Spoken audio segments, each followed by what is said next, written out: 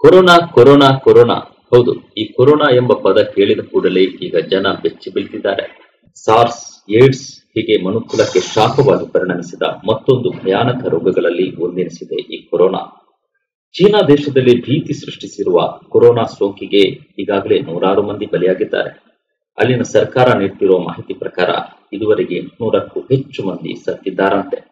ಆದರೆ ಚೀನಾ ದೇಶದ ಪ್ರಭಾವಿ ಮಾಧ್ಯಮವೊಂದು ಸಾವಿನ ಸಂಖ್ಯೆ 24,000ಕ್ಕೂ ಹೆಚ್ಚು ಅಂತ ಹೇಳಿ ವಿಶ್ವ ರಾಷ್ಟ್ರಗಳಲ್ಲಿ ಆತಂಕ ಮೂಡಿಸಿದೆ. ಅದೇ ಮಾಧ್ಯಮ ಸಂಸ್ಥೆ 1.5 ಲಕ್ಷಕ್ಕೂ ಹೆಚ್ಚು ಮಂದಿಗೆ ಕೊರೋನಾ ಸೋಂಕು ತಗುಲಿರುವುದಾಗಿಯೂ ಹೇಳಿಕೊಂಡಿದೆ.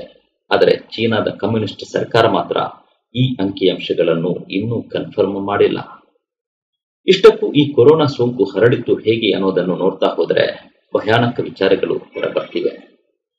ಚೀನಾ ದೇಶದ ವುಹಾನ್ ಎಂಬ ನಗರದಲ್ಲಿ ಕಳೆದ ಡಿಸೆಂಬರ್ ತಿಂಗಳಲ್ಲಿ ಮೊಟ್ಟ ಮೊದಲಿಗೆ ಈ ವೈರಸ್ ಪತ್ತೆಯಾಗಿತ್ತು. ಅಲ್ಲಿನ ಪ್ರಾಣಿಗಳ ಮಾಂಸದ ಮಾರುಕಟ್ಟೆಗೆ ಹೋಗಿ ಬಂದಿದ್ದ ಕುಟುಂಬವೊಂದರಲ್ಲಿ ಮೊದಲ ಬಾರಿಗೆ ಈ ಸೋಂಕು ಕಂಡು ಬಂದಿತ್ತು. ಅನಂತರ ಈ ಸೋಂಕು ಮನುಷ್ಯನಿಂದ ಮನುಷ್ಯನಿಗೆ ಹರಡುತ್ತಾ ಇಡೀ ಚೀನಾ ದೇಶದ ಜನರಲ್ಲಿ ಭೀತಿಯ ಅಲೆ ಎಬ್ಬಿಸಿದೆ.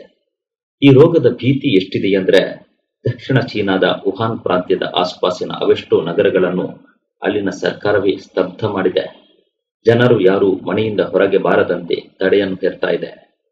ಅಲ್ಲದೆ ಇಡೀ ಚೀನಾ ದೇಶಾದ್ಯಂತ ಎಲ್ಲ ರೀತಿಯ ಪ್ರಾಣಿಗಳ ಮಾಂಸದ ಮಾರಾಟ ಮತ್ತು ಸೇವನೆಯನ್ನು ಸಂಪೂರ್ಣವಾಗಿ ನಿಷೇಧಿಸಲಾಗಿದೆ. ನೀವು ನಂಬ್ತಿರೋ ಬಿಡ್ತಿರೋ, ಈ ಚೀನಾದ ಜನ ಇದೇ ಮೊದಲ ಬಾರಿಗೆ ಪ್ರಾಣಿಗಳ ಮಾಂಸವನ್ನು ಕಂಡರೆ ಭಯ ಪಡ್ತಾ ಇದ್ದಾರೆ. ಯಾಕಂದ್ರೆ ಈ ಕೊರೋನಾ ವೈರಸ್ ಮನುಷ್ಯನಿಗೆ ಹರಡಿದ್ದೇ ಕಾಡು ಪ್ರಾಣಿಗಳಿಂದ. ಚೀನಾದ ಜನರ ಬಗ್ಗೆ ನಿಮಗೆ ಗೊತ್ತಿರಬಹುದು. ಜಗತ್ತಿನ ಬೇರಾವುದೇ ರಾಷ್ಟ್ರಗಳಲ್ಲೂ ಇಲ್ಲದ ಪ್ರಾಣಿಜನ್ಯ ಖಾದ್ಯ ವೈವಿಧ್ಯಗಳ ಪ್ರಿಯರು ಈ ಚೀನಾದವರು. ಹಾವು, ಚೇಳು, ಹುಳ, ಇಲಿ, ಹೆಗ್ಗಣ, ಬೆಕ್ಕು, ನಾಯಿ ಹೀಗೆ ಕಾಡು ಮತ್ತು ನಾಡಿನಲ್ಲಿ ಸಿಗುವಂಥ ಸಣ್ಣ ಸಣ್ಣ ಪ್ರಾಣಿಗಳನ್ನೆಲ್ಲ ಹಸಿ ಹಸಿಯಾಗಿ ಅಥವಾ ಅರೆ ಬೇಯಿಸಿ ತಿನ್ನುವ ವಿಚಿತ್ರ ಖಯಾಲಿ ಅಲ್ಲಿನ ಜನರದ್ದು. ನಾವು ಕೆಸರಿನಲ್ಲಿ ಕಾಣುವಂತಹ ಹುಳಗಳನ್ನು, ಚೇಳು, ಇಲಿಗಳನ್ನು ಹಾಗೆ ಖಾರ ಮಸಾಲೆಯಲ್ಲಿ ಮುಳುಗಿಸಿ ತಿನ್ನುತ್ತಾರೆ. ನೋಡಿದರೆ ನೂಡಲ್ಸ್ ಏನೋ ಅನಿಸುವ ಹಾಗೆ ಹುಳಗಳು ಪ್ಲೇಟಿನಲ್ಲಿ ಹರಿದಾಡ್ತಾ ಇರ್ತವೆ. ಹರಿದಾಡೋ ಅರೆಬೆಂದ ಹುಳಗಳ ಚಿಲ್ಲಿಯನ್ನು ಅಲ್ಲಿನ ಜನ ಬಾಯಿ ಚಪ್ಪರಿಸಿ ತಿನ್ನುತ್ತಾರೆ. ಯುವತಿಯರು, ಹಿರಿಯರು, ಮಕ್ಕಳು ಹೀಗೆ ವಯಸ್ಸಿನ ಭೇದ ಇಲ್ಲದೆ ಇಂಥ ಖಾದ್ಯಗಳನ್ನು ಚಪ್ಪರಿಸುತ್ತಾರೆ. ಇಂಥ ವಿಚಿತ್ರ ಮಾಂಸ ಪ್ರೀತಿಯಿಂದಲೇ ಈಗ ಕೊರೋನಾ ವೈರಸ್ ಅಲ್ಲಿನ ಜನರಲ್ಲಿ ಹರಡಿದೆ ಅಂದರೆ ತಪ್ಪಾಗಲ್ಲ. ಯಾಕಂದ್ರೆ ಈ ಕೊರೋನಾ ವೈರಸ್ ಪ್ರಾಣಿಗಳಲ್ಲಿ ಕಾಮನ್ ಆಗಿ ಇರುವ ವೈರಸ್. ನಮ್ಮ ನಡುವೆ ಲಕ್ಷಾಂತರ ಇಂಥ ಬೇರೆ ಬೇರೆ ರೀತಿಯ ವೈರಸ್ ಕಣಗಳು ಹರಿದಾಡ್ತಾ ಇರ್ತವೆ. ನಮ್ಮ ಮೈಗೆ ಸೋಕುತ್ತಾ ಆಹಾರ ಪದಾರ್ಥಗಳಲ್ಲಿ ಬೆರೆಯುತ್ತಾ ಒಂದಾಗಿ ಬಿಡುತ್ತವೆ. ಕಾಡು ಬೆಕ್ಕು, ನಾಯಿಗಳಲ್ಲಿ ಕೊರೋನಾ ವೈರಸ್ ಸಹಜವಾಗಿ ಬೆಳೆದುಕೊಂಡಿರ್ತವೆ. ಅವು ನಾಯಿ, ಬೆಕ್ಕುಗಳಿಗೇನು ತೊಂದರೆ ಮಾಡಲ್ಲ. ಅವನ್ನು ಸಾಕುವ ಮನುಷ್ಯನಿಗೂ ತೊಂದರೆ ಮಾಡೋದಿಲ್ಲ. ಪ್ರಾಣಿಗಳಲ್ಲಿ ಇರುವ ಈ ವೈರಸ್ ಈವರೆಗೂ ಮನುಷ್ಯನಿಗೆ ಹರಡಿದ ನಿದರ್ಶನವೂ ಇಲ್ಲ. ಆದರೆ ಚೀನಾದಲ್ಲಿ ಅದೇನಾಯ್ತೋ ಗೊತ್ತಿಲ್ಲ. ಅಲ್ಲಿನ ಜನ ಈ ಪ್ರಾಣಿಗಳನ್ನು ಮನಸ್ಸಿಗೆ ಬಂದ ರೀತಿ ತಿನ್ನಲು ತೊಡಗಿರುವ ಕಾರಣಕ್ಕೋ ಏನೋ ಜನರ ದೇಹಕ್ಕೂ ಕೊರೋನಾ ವೈರಸ್ ತಗಲಿಬಿಟ್ಟಿದೆ. ಇಷ್ಟಕ್ಕೂ ಈ ಸೋಂಕು ಮನುಷ್ಯನಿಗೆ ತಗಲಿದ ಕೂಡಲೇ ಏನೂ ತೊಂದರೆ ಕೊಡಲ್ಲ. ಆರಂಭದಲ್ಲಿ ಮನುಷ್ಯನಲ್ಲಿ ಸಾಮಾನ್ಯವಾಗಿ ಕಂಡುಬರುವ ನೆಗಡಿ, ಶೀತ, ಜ್ವರದ ಮಾದರಿಯಲ್ಲೇ ಈ ಕೊರೋನಾ ಸೋಂಕು ಕೂಡ ಕಾಣಿಸಿಕೊಳ್ಳುತ್ತೆ. ನಿಧಾನಕ್ಕೆ ಜ್ವರ ಹೆಚ್ಚುತ್ತಾ ಹೋಗಿ ನ್ಯೂಮೋನಿಯಾ, ಕೆಮ್ಮಿನ ಲಕ್ಷಣ ಕಾಣಿಸುತ್ತೆ. ಆದರೆ ಇಂಥ ಲಕ್ಷಣ ಸೋಂಕು ಪೀಡಿತ ವ್ಯಕ್ತಿಯಲ್ಲಿ ಕಂಡು ಬರಬೇಕಾದ್ರೆ ಕನಿಷ್ಠ 1 ವಾರ ಕಾಲ ಬೇಕಾಗತ್ತೆ.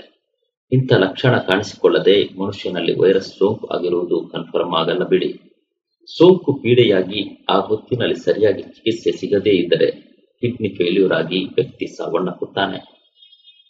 ಸದ್ಯಕ್ಕೆ ಚೀನಾದಲ್ಲಿ ಕೊರೋನಾ ದಾಳಿ ಭೀಕರ ಸನ್ನಿವೇಶ ಸೃಷ್ಟಿಸಿರುವ ಹಿನ್ನೆಲೆಯಲ್ಲಿ ವಿಶ್ವ ಆರೋಗ್ಯ ಸಂಸ್ಥೆ ಜಾಗತಿಕ ತುರ್ತು ಪರಿಸ್ಥಿತಿ ಘೋಷಣೆ ಮಾಡಿದೆ. ಚೀನಾದ ಏರ್ಪೋರ್ಟ್ಗಳಲ್ಲೀಗ ನಮ್ಮಲ್ಲಿ ತೋಟಕ್ಕೆ ಔಷಧಿ ಸಿಂಪಡಿಸಿದ ರೀತಿ ಜನರ ಮೇಲೆ ಆಂಟಿಬಯಾಟಿಕ್ಗಳನ್ನು ಸ್ಪ್ರೇ ಮಾಡುತ್ತಾರೆ. ಸೋಂಕು ಇರೋರಿಗೂ ಇಲ್ಲದವರಿಗೂ ಈ ಔಷಧಿ ಸಿಂಪಡಿಸುತ್ತಾರೆ. ಕೊರೋನಾ ವೈರಸ್ ಎಷ್ಟೆಲ್ಲ ರಾದ್ಧಾಂತ ಮಾಡಿದ್ದರೂ ಈ ಸೋಂಕಿಗೆ ಔಷಧಿ ಪತ್ತೆ ಮಾಡಲು ವೈದ್ಯರಿಗೆ ಸಾಧ್ಯವಾಗಿಲ್ಲ. ನೆಗಡಿ, ಶೀತಕ್ಕೆ ಆಂಟಿಬಯಾಟಿಕ್ ನೀಡುವ ರೀತಿಯಲ್ಲೇ ಇದಕ್ಕೂ ಔಷಧಿ ನೀಡುತ್ತಾರೆ. ಸೋಂಕು ಪೀಡಿತ ವ್ಯಕ್ತಿಯೇ ಆ ರೋಗ ನಿರೋಧಕ ಶಕ್ತಿ ಬೆಳೆಸಿಕೊಂಡು ವೈರಸ್ಗೆ ಮಾರು ಅಟ್ಯಾಕ್ ಮಾಡಿದರಷ್ಟೇ ಬದುಕುಳಿಯುತ್ತಾನೆ. ಈ ಹಿಂದೆ ಸಾರ್ಸ್ ಎನ್ನುವ ಇದೇ ರೀತಿಯ ವೈರಸ್ ವಿಶ್ವ ರಾಷ್ಟ್ರಗಳಲ್ಲಿ ಭೀತಿ ಸೃಷ್ಟಿ ಮಾಡಿತ್ತು. 2003ರಲ್ಲಿ ಚೀನಾ ದೇಶದಲ್ಲಿ ಕಂಡುಬಂದಿದ್ದ ಸಾರ್ಸ್ ರೋಗ 400ಕ್ಕೂ ಹೆಚ್ಚು ಮಂದಿಯನ್ನು ಬಲಿ ತೆಗೆದುಕೊಂಡಿತ್ತು. ಕಾಡಿನಲ್ಲಿ ಕಂಡುಬರುವ ಪುನುಗು ಬೆಕ್ಕಿನ ಮೂಲಕ ಮನುಷ್ಯನಿಗೆ ಹರಡಿದ್ದ ಸಾರ್ಸ್ ಅನ್ನುವ ವೈರಸ್ ಸಾಂಕ್ರಾಮಿಕ ರೋಗವಾಗಿ ಜನರಿಗೆ ಮಾರಣಾಂತಿಕ ಆಗಿತ್ತು. ಅವತ್ತು ರೋಗ ಪತ್ತೆಯಾದ ಕೂಡಲೇ ತೆಗೆದುಕೊಂಡ ಮುಂಜಾಗ್ರತಾ ಕ್ರಮದಿಂದಾಗಿ ಸಾರ್ಸ್ 2003ರ ನಂತರ ಜಗತ್ತಿನ ಬೇರೆ ಯಾವುದೇ ರಾಷ್ಟ್ರದಲ್ಲೂ ಕಂಡುಬಂದಿಲ್ಲ. ಆನಂತರ MERS ಅನ್ನುವ ಇದೇ ರೀತಿಯ ಪ್ರಾಣಿಜನ್ಯ ವೈರಸ್ 2012ರಲ್ಲಿ ಸೌದಿ ಅರೇಬಿಯಾದಲ್ಲಿ ಕಂಡುಬಂದಿತ್ತು. ಸೌದಿಯಲ್ಲಿ ಒಂಟೆಯ ಚರ್ಮದಲ್ಲಿದ್ದ ವೈರಸ್ ಅದು. ಸೌದಿ ಅರೇಬಿಯಾ ಜನ ಒಂಟೆ ಪ್ರಿಯರು. ಒಂಟೆಯ ಮಾಂಸ ಮತ್ತು ಹಾಲನ್ನು ಜನ ಬಳಕೆ ಮಾಡುತ್ತಿದ್ದರು. ಅದು ಹೇಗೋ ಒಂಟೆಯಲ್ಲಿದ್ದ ವೈರಸ್ ಅವತ್ತು ಮನುಷ್ಯನ ದೇಹಕ್ಕೆ ಹರಡಿತ್ತು. ಈಗ ಚೀನಾ ಜನರ ಹಿಂಡಿ ಹಿಪ್ಪೆ ಮಾಡಿರುವ ಕೊರೋನಾ ಕೂಡ ಪ್ರಾಣಿಯಿಂದಲೇ ಹರಡಿರೋ ವೈರಸ್. ಆದರೆ ಮನುಷ್ಯನಿಗೆ ಹರಡಿದ ಬಳಿಕ ಕೊರೋನಾ ವೈರಸ್ ಸಾಂಕ್ರಾಮಿಕ ರೂಪ ಪಡೆದಿದೆ. ರೋಗ ಪೀಡಿತ ವ್ಯಕ್ತಿಯನ್ನು ಮುಟ್ಟುವುದರಿಂದ ಆತನ ಸೀನು ಗಾಳಿಯಲ್ಲಿ ಬಂದು ನಮ್ಮನ್ನು ಸೋಂಕಿದರೂ ವೈರಸ್ ಹರಡುತ್ತೆ. ಹಾಗಾಗಿ ಕೊರೋನಾ ಪೀಡಿತ ವ್ಯಕ್ತಿ ಯಾರೇ ಆದರೂ ಆತನಿಂದ ದೂರ ಇರಬೇಕು. ದೂರವಿದ್ದೇ ಸೋಂಕು ಪೀಡಿತ ವ್ಯಕ್ತಿಯ ರೋಗ ನಿರೋಧಕ ಶಕ್ತಿ ಹೆಚ್ಚುವಂತೆ ಮಾಡಬೇಕಷ್ಟೇ. ಸದ್ಯಕ್ಕೆ ಈ ಕೊರೋನಾ ಪೀಡೆಗೆ ಬೇರಾವುದೇ ಔಷಧಿ ಇಲ್ಲ.